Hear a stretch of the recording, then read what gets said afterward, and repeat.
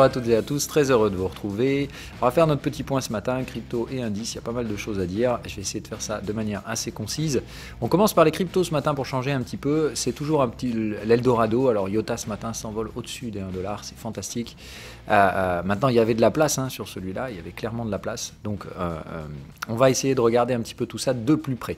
Je voudrais vous rappeler encore une fois, bien rappeler et regarder les briefs hebdomadaires. C'est là-dedans que je développe les idées de base à suivre sur les portfolios un petit peu plus long terme et surtout les idées de base que je vais réutiliser derrière dans ces updates quotidiennes.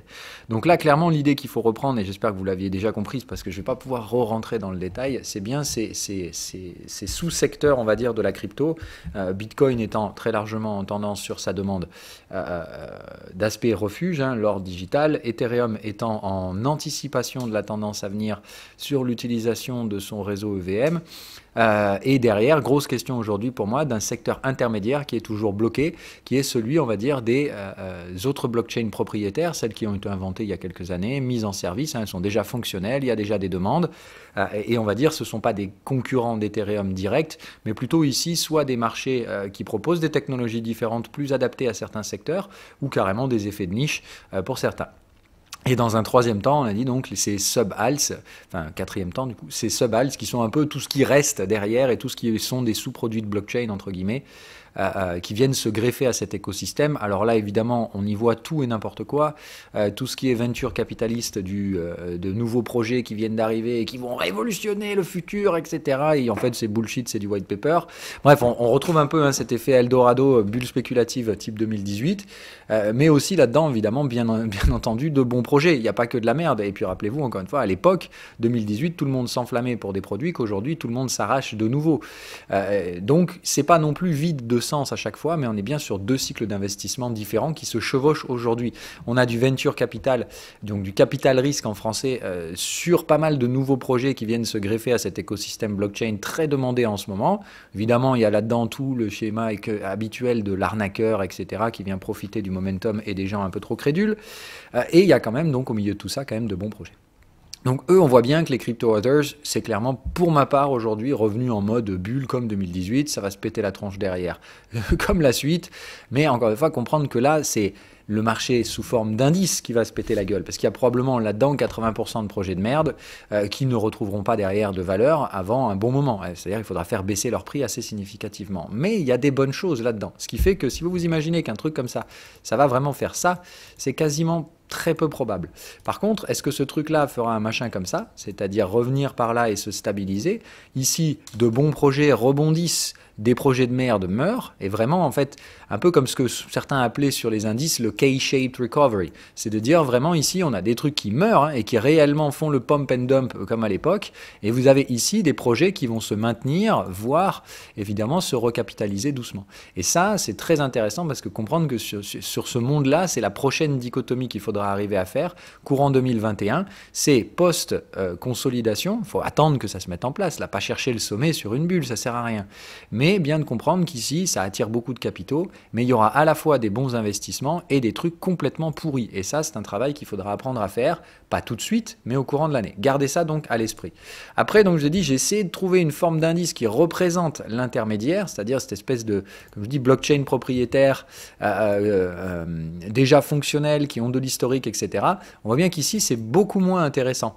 C'est-à-dire que si on prend, par exemple, Bitcoin, bon, voilà, vous avez bien compris où on en est aujourd'hui, c'est quand même assez important, c'est le premier, c'est le number one, et il n'y a aucune raison aujourd'hui à penser que ça se reverse. Ethereum, ça s'installe confortablement au-dessus du sommet, on n'est pas encore à la fin de la semaine, mais ça tend franchement d'ores et déjà à confirmer le biais de la semaine passée qui avait été énoncé. Donc ces deux-là, pour moi, c'est Bitcoin carrément en tendance, Ethereum qui suit derrière avec, on va dire, 1 à 2 mois de retard sur le prix, parce que c'est quand même aussi pas du tout le même type de demande. Bitcoin, on est sur une demande refuge, Ethereum, on est sur une demande de croissance future, donc c'est pas le même niveau de risque qui est associé. C'est pour ça que je les mets bien dans deux bulles distinctes. Et donc cette bulle-là, qui à mon avis se retrouve un peu au milieu, un peu squeezée. Alors là, évidemment, on manque un peu d'historique. Mais on est bien ici pareil sur une phase d'exacerbation complètement parabolique du prix extrêmement rapide, la bulle en 2018, ça se pète la gueule, 95% de conso, et aujourd'hui, évidemment, ça repart. Certains projets repartent plus ou moins vite, mais ça ne veut pas dire qu'ils ne marchaient pas. Regardez Iota qui traînait la patte depuis très longtemps, et c'est lui qui tire le lead là depuis quelques jours. Donc on est bien sur un écosystème complexe, mais c'est celui-là qui m'intéresse, l'écosystème pour l'instant d'un point de vue spéculatif, parce que je pense que c'est lui qui a encore un tout petit peu de potentiel pour essayer d'aller taper la résistance un petit peu plus haute, raison pour laquelle je surveille toujours dans mes plans hebdomadaires, enfin en suivi de mes plans hebdomadaires, très particulièrement des actifs qui pourraient proposer des structures d'accumulation ou en tout cas de préparation à des breakouts, et c'est vrai qu'il y en a quelques-unes qui m'intéressent, comme notamment Atom, et surtout celui que je vous avais présenté dans le brief hebdo, pas de changement là-dessus. Pour moi, Stellar est toujours extrêmement intéressant pour se préparer en vue de breakout. Et évidemment, on pourra avoir une Ripple Recovery éventuellement dans ce type de système. Mais disons que ceux-là correspondent assez fortement à ce que je veux voir, puisque regardez, pour moi, si je veux trader cet indice, si je dois chercher quel est l'actif qui compose cet indice et qui se représente le plus là-dedans, clairement pour moi, c'est Cardano. On est largement en avance sur l'indice, donc ça, on a surperformé ici. Ça ne veut pas dire qu'il faut vendre ça, justement, pas du tout. Mais bien comprendre que c'est plus lui vraiment qui, à mon sens, propose des rendements à faible risque d'un point de vue spéculatif. Ceux qui vont faire du suivi de tendance, bien entendu, c'est plutôt sur Cardano que vous allez taper. Mais là, on est plutôt sur un qui représente l'indice. Pour moi, on est exactement au même niveau quasiment que l'indice sur Stellar. Ce qui m'invite à penser que Stellar, il a boum, un petit coup à faire, il franchit ses résistances et après on est tranquille. Donc je veux juste jouer ce breakout et voir si du coup ça va s'envoler complètement ou pas, parce qu'on l'a déjà vu sur la structure de prix. Sur Stellar, il y a toujours une propension assez impressionnante ici à ne pas trouver de résistance vers la zone des 0,60, parce qu'on a plein d'overlaps qui soutiennent les prix, et ici, simplement, si on commence à arriver sur une demande un peu forte, les gens qui ont le supply comme moi, eh bien, on va pas lâcher ces trucs-là. Donc le délire va être de dire, moi ici, j'ai pas vraiment l'intention de faire une prise de profit. J'ai plutôt l'intention de laisser le prix monter assez fort, et on peut avoir ici, on l'a déjà vu, c'était le Stellar 100% dans une journée. Je ne serais pas surpris qu'il nous réserve un truc assez fou furieux derrière notre pote le Stellar. Donc, en fait, si vous comprenez le message, ça veut dire qu'à l'intérieur de cet indice, dans lequel j'ai mis tous ces gars-là, enfin voilà, je ne sais pas si vous pouvez voir, mais du coup, il y a BNB, TRX, Litecoin, XMR, EOS, Cardano, Stellar, Ripple. Voilà. Faut bien comprendre que pour moi, dans cet indice, j'ai vraiment l'impression que celui qui peut proposer aujourd'hui un rendement et permettre de tirer un petit peu l'indice, attention, il pondère très peu l'indice, j'ai l'impression que c'est effectivement notre Stellar et que ce petit bonhomme peut faire un bon petit bonhomme de chemin justement pour aller tester cette fameuse zone des 0,60 et voir ici ce qui se passe. Parce qu'il faut bien comprendre que si là, ça rentre en phase de bulle, j'ai l'impression que Stellar peut bourrer violemment et éventuellement être le premier altcoin premier altcoin après Ethereum à éventuellement tester son ATH. Je trouve vraiment la structure de Stellar absolument stratosphérique. En tout cas, elle a un potentiel spéculatif. La question, encore une fois, c'est est-ce que la spéculation présume réellement de la valeur? Eh ben ça, je vous laisse réfléchir. Ça fait des années que je cherche, j'ai toujours pas trouvé la réponse. Donc voilà, moi je fais mon travail. À partir de là, donc je m'expose pour l'instant un petit peu plus sur Stellar d'un point de vue spéculatif et on verra bien s'il veut bien proposer son prix. Que ça traîne, encore une fois, est une très bonne chose. Regardez Iota, combien de vous ont perdu espoir parce que ça voulait pas décoller? Voilà, bon, je vous laisse apprécier le délire. Le bébé a quand même un sacré truc sous le cul maintenant. On arrive sur les premières zones de TP à mon sens et attention donc à pas trop se chauffer non plus. Mais c'est quand même assez bien orienté. En tout cas, on marque ici des structures assez intéressantes. Voilà, donc pour moi, on arrive sur des zones de TP sur Iota bientôt, on veut dire entre maintenant et 1,40, il y a quand même ici propension à se calmer. Maintenant, on voit bien que c'est là, et c'est dans ces marchés-là, dans les blockchains propriétaires, que se trouve aujourd'hui, à mon avis, la demande la moins stupide. Toute la demande venture capital qui veut jouer de la volatilité des x2, x3, etc. La plupart, à mon avis, de ces gains sont déjà dans les prix. J'ai plutôt l'impression qu'on arrive au bout de la bulle. Et je vous rappelle encore une fois que Bitcoin peut pousser encore un petit peu, mais que ça commence clairement quand même à manquer de jus là-haut. Et il me semble qu'il reste une poussée de plus sur Bitcoin. Et c'est donc la grande question, est-ce que c'est cette poussée finale qui va nous tirer l'ensemble du secteur alt et surtout donc des blockchains propriétaires vers des niveaux d'objectifs, oui ou non? C'est la gros point d'interrogation que j'en ai. Voilà un peu tout ce qui me reste à faire maintenant sur le secteur des cryptos. Observer et attendre que Stellar veuille bien se lancer, si évidemment il doit se lancer, et c'est pas une certitude, bien au contraire. Alright, écoutez, c'est à peu près tout à ce stade-là. Alors Atom me plaît bien aussi, alors je l'ai surtout payé pour des raisons de stacking et tout ça. Mais bon, après, c'est plus de dire, j'aime bien aussi celui-là parce qu'il a de la place. Maintenant, voilà, c'est plus de dire à ce niveau-là, j'ai une structure de range, une phase de potentielle entrée en tendance. Je joue un peu le suivi de tendance là-dessus. Maintenant, vraiment, là, on reste sur quelque chose d'encore très marginal. Donc, rien est loin de moi l'idée ici de faire d'entrée du buy and hold, etc. C'est plus, je veux dire, ici une entrée spéculative et je me laisserai porter par ce machin tant que la structure restera positive. Le point de vue principal pour moi, c'est que pour construire une tendance ici, la structure la plus probable serait de revenir chercher un overlap vers la zone des 8-10. Donc c'est plutôt ici une première entrée spéculative au cas où il n'y ait pas le repli, mais c'est vraiment le repli spéculatif qui m'intéresserait sur la zone d'overlap, sur cette blockchain spécifique. Voilà, toujours encore une fois, il y a plein d'histoires, chacun a sa propre histoire là-dedans. C'est très compliqué toujours de naviguer et beaucoup de gens font cet effet donc de corrélation qui est assez dangereux, qui consiste à dire ah ouais, si lui a fait ça, lui va faire ça. En fait, de répliquer par copier-coller dans un marché des structures qui n'ont absolument aucune légitimité à faire du copier-coller. Déjà qu'à la base, le marché n'aime pas ça. Si en plus vous faites du copier-coller sur des trucs qui sont complètement différents, là, ça devient dangereux. Voilà. Donc toujours beaucoup d'amateurisme dans ce marché, c'est sûr, mais il n'y a pas non plus que des amateurs.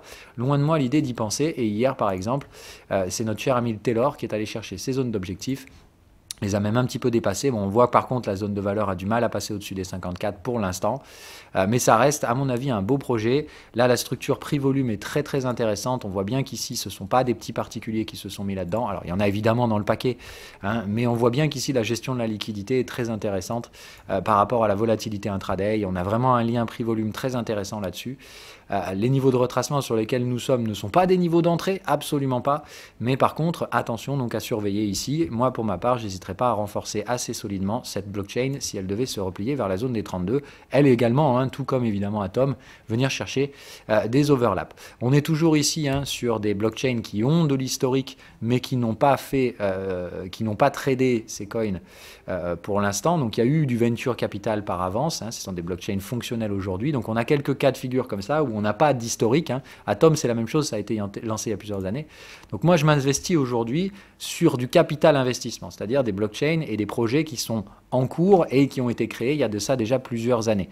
Les venture capital et tout ça, j'en ai joué quelques-uns comme le Elrond, Solana et des trucs comme ça, mais ce sont des projets récents et évidemment là-dessus, on n'applique pas du tout le même type de gestion du risque, bien entendu. Il est encore bien trop tôt pour spéculer sur du buy and hold, sur ces trucs-là. Voilà, écoutez, ceci dit, pour les cryptos, c'est bon. Maintenant, le S&P 500, alors évidemment, voilà, va interpréter la journée d'hier. Donc, on est toujours sur des structures de type take profit. On est en train d'essayer d'accélérer, mais il n'y a toujours pas la moindre putain de volatilité. Et tout le monde sait que si, dès que ça bouge un petit peu, donc attention. Moi, j'ai l'impression qu'il nous faut peut-être encore quelques jours pour tenter des clôtures. Et on a jusqu'à mars. Moi, le principe étant que je doute qu'on puisse tenir les prix ici sans causer un reverse avant mars. Et je pense qu'on reviendra comme chaque mois, hein, en fait, déborder, clôturer à l'intérieur, déborder, clôturer à l'intérieur jusqu'à ce qu'on passe. Cette fois, on n'est pas passé puisqu'on s'est fait prendre de gros revers après le joli signal mensuel qu'on avait en janvier. Je pense que sur le mois de février, on va se faire à peu près la même. Hein. Tenter ici, on a déjà le signal de TP, il n'a plus qu'à attendre sa confirmation. Donc attention à Wall Street, tous les jours ici, on est en risque de baisse. Et voilà, je note qu'on a déjà tenu donc une clôture ici, on est au-dessus des canaux de tendance. Pour moi, c'est vraiment la zone parfaite pour dégommer. On est en débordement de 3 unités de temps, on tente d'accélérer, il y a des cassures de cycle, pardon, il y a des tentatives d'accélération sur les prix, il y a des changements de rythme, et franchement, ça ne correspond pas du tout avec un marché qui a du potentiel haussier, ça correspond juste à un marché qui cherche le maximum, qui cherche à péter du bear, et ça, clairement, ce n'est pas un marché que moi, j'achète. Donc je reste toujours en couverture sur le marché S&P 500, toujours prêt à basculer en net vendeur à tout moment, dès qu'on trouve les signaux, mais force est de constater que pour moi, ce qui s'est passé hier, c'est une petite sonnette d'alarme, sauf que ce genre de bougie là qui clôture comme ça a clôturé hier, c'est souvent le signe de ok, calme-toi Coco, il y a encore pas mal de jours qui vont passer avant qu'on ait réellement un signal de baisse. Donc j'ai vraiment l'impression que le problème vient du fait que c'est pas vraiment cette semaine qu'on risque d'avoir quelque chose. Peut-être qu'on pourrait avoir une petite baisse aujourd'hui pour former quelque chose qui ressemblerait à un doji, mais j'ai vraiment l'impression qu'il faudra attendre, à mon avis, la semaine prochaine, voire peut-être même la suivante, avant d'espérer avoir quelque chose. Pour moi, on tire toujours la sonnette vers la fin de ce mois. La question étant donc, est-ce qu'on fait juste une mèche au-dessus de janvier pour emmerder un peu les spéculateurs, ou est-ce qu'au contraire, on va clôturer février au-dessus du plus haut de janvier, ce qui là, pour le coup, on verra plutôt un signal de report de 1 à 2 mois, et dans ce cas-là, on laissera tomber mars, et il faudra carrément attendre avril. Mais, je vous le rappelle, pour moi, il y a un énorme problème dans cette structure, qui est que, normalement, dans une vague 1 étendue, la vague 2 ne peut clairement pas durer aussi longtemps. Ce qui m'invite vraiment à penser que là, on est en train de choper la structure de reverse.